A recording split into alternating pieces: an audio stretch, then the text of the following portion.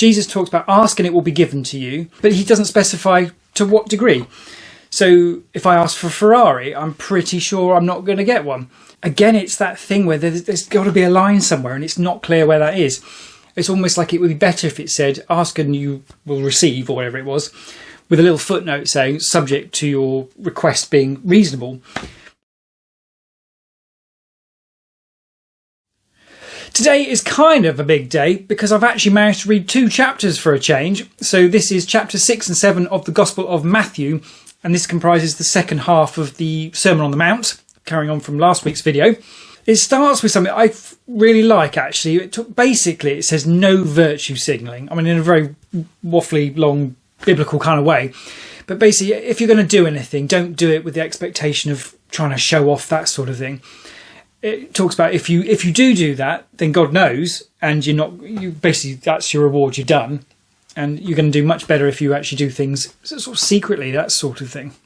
And I do really like that because virtue signalling is just one of those things I really dislike. It's, I don't know, one of those sort of pet hates kind of thing. We then encounter the Lord's Prayer, which I think is, I assume everybody knows that. It's Our Father in Heaven, hallowed be your name sort of thing. Interestingly, it doesn't have the bit on the end, the kingdom, power and glory are yours now and forever. That's not in here, but there is a footnote saying that does turn up in some later manuscripts, I think, or other manuscripts. But it's interesting that it seems to be, people do say it in church, but it's not actually technically in the Bible. I don't think it really matters because that's just a sort of a flourish at the end, isn't it? But yeah, it's an interesting one. And I don't think I actually realised until fairly recently, probably from watching The Chosen, that the Lord's Prayer came from Jesus teaching people how to pray. And I suppose that should have been obvious with the whole, it's called the Lord's Prayer. But that's particularly interesting when I did that tangent on the practical power of prayer. It was a really interesting thing because if basically Jesus teaches people how to pray, then that's basically a model, surely. So anything that falls outside that is slightly problematic. I think mostly it's sort of fine. I mean, you've got the whole thing with your kingdom come, your will be done on earth as in heaven. So your will be done on earth and in heaven. That seems to make perfect sense because assuming God lives in heaven and on earth, you're basically pledging that. But your kingdom come, that's an interesting one. I guess that ties into this whole question mark. Okay, what is the kingdom of heaven or kingdom of God, whatever it's called? Well, it seems to be interchangeable. Are we already in it?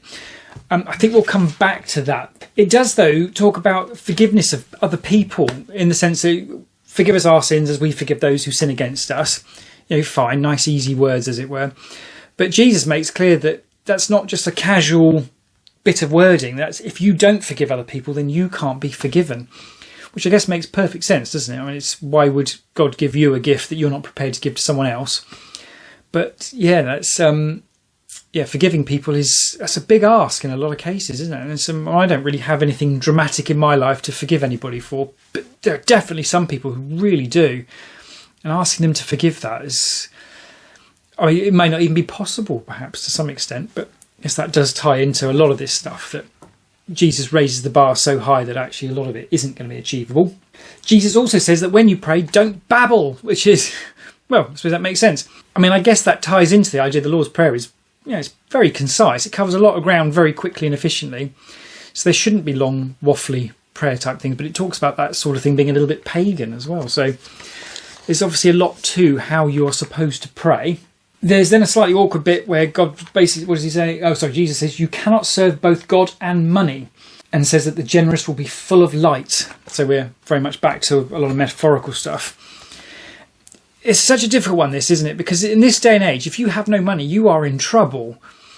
And there's clearly a line. You get some people who are just obsessed with money for the sake of money. And that's obviously not a good thing. And I think even in secular terms, that's obviously not a good thing. But where is that line? And that's really difficult. I mean, I'm in a position where I'm responsible for some people and I need to provide for that. And, financial responsibility, is that above or below the line for where your love of money is? Well, I would say I don't have a love of money, but I have a recognition of the importance of it. So, yeah, tricky one. That then, though, ties into this whole idea that Jesus says, don't worry about what you'll eat, what you'll wear, and about your body. And says that God knows we need these things, but seek first God's kingdom and you'll get the rest. So God's kingdom again, but it sounds like that's potentially here already anyway, so you don't need to seek it, but perhaps seek some sort of access to it or something like that. And it's sort of problematic, this whole idea of don't worry about what you're going to eat and your clothes and all the rest of it. I mean, we're humans, so most of us where we live, if we didn't have clothes, we would die. So it's saying that God is going to provide that. But it's quite a low bar, isn't it? And I realise there are a lot of people living now even, and probably most people in history, who haven't had a great deal more than that. So I don't want to make light of that. But it does sort of suggest there's an angle here of the standard of living that's sort of envisaged for us by God is quite low. So yeah, we in the West, potentially problematic with our big tellies and all sorts of other things. I suppose that also ties into the idea, because it says don't worry about your body. I don't quite know what, I mean, it doesn't seem to mean in terms of vanity, so that would be ruled out anyway. But I mean, I'm quite a big believer in the healthy body, healthy mind sort of idea. And I find it's really difficult to think clearly, and clearly there's a requirement that people are generous and that sort of thing. And it's difficult to do that, I think, if you're just you're just some fat slob who's sitting on the butt, unfit and just wasting away sort of thing. But then on the flip side, you've got people who are disabled or sickly generally, people with chronic conditions. It would be difficult to say that they can maintain a healthy body, that sort of thing. So yeah, I don't quite know what to do with that. I just know that if I don't exercise, I'm definitely not psychologically in as good a place as I am when I do. So not sure if Jesus is telling me I shouldn't be doing that. He does talk, though, that it suggests a sort of a lack of faith, I presume in God to deliver. And he does say that each day has enough trouble on its own. It's okay, yes, I guess that's the Isaiah idea of the bread of affliction and the water of adversity, whatever it was, that being acknowledged again that life is going to be pretty difficult. We then, speaking of difficult, we have don't judge others or you will be judged, which is sort of problematic on the basis that, well, we're told we're going to be judged anyway, so I know it's probably an obtuse reading of that. But it does occur, being judgmental, there has to be a line to that, isn't it? Because you're not going to find anyone, hopefully, who you said, okay, what about Hitler and Stalin? What's your judgment of these? And everyone's going to put them basically in the same box, that they're some of the worst people who've ever lived.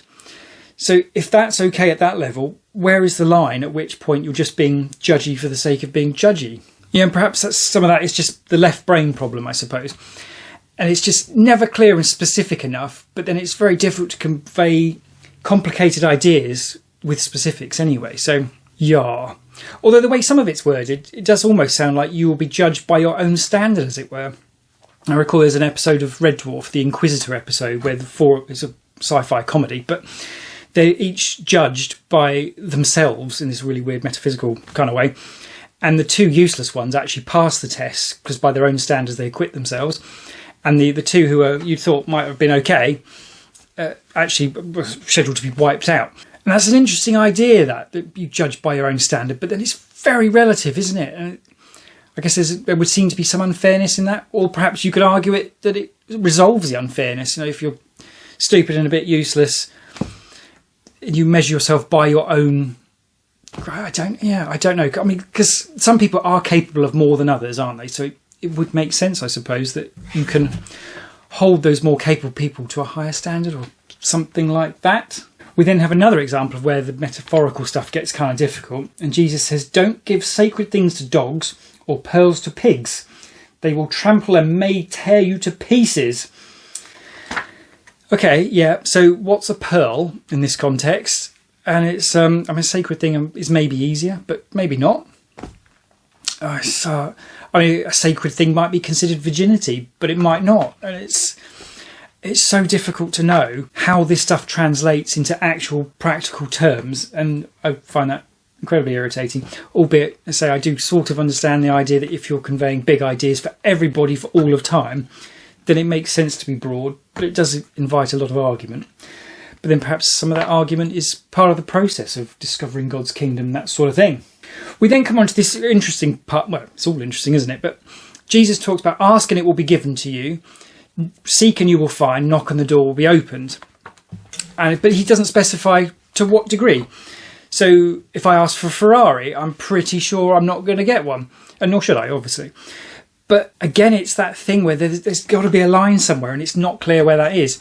It's almost like it would be better if it said, ask and you will receive, or whatever it was, with a little footnote saying, subject to your request being reasonable. But then nothing in it helps guide you as to what is reasonable to ask for. I mean, an obvious example might be health. You know, a lot of people do ask for health, and you'd think arguably reasonably so, but don't get it. And it would seem to be a different category of thing you ask for that you get. But at the same time, I've been doing this for 3 years now, basically. You know, seek and you will find, and I suppose I am progressing, but yeah, I don't. It's so hard.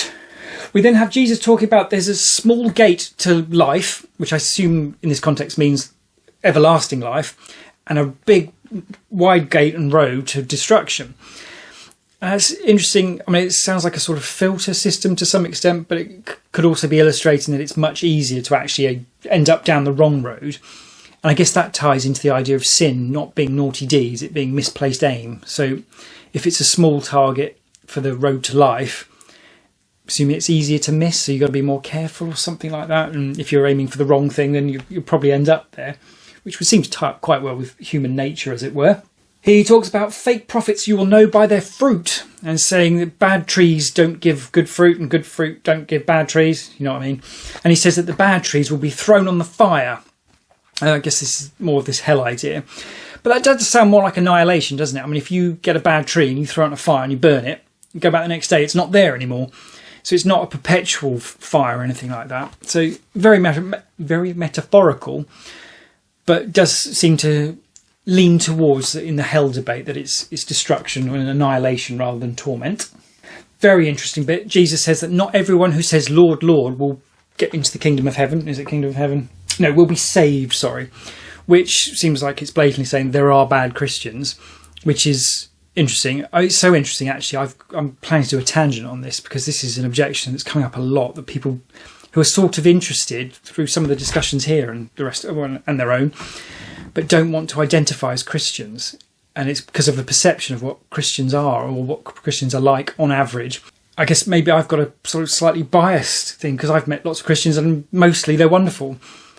And obviously grew up in a vicarage, so I met a lot of them. But yeah, clearly a lot of people have not had that experience, and there's Jesus confirming for us that not all Christians are good, and nor will they be saved.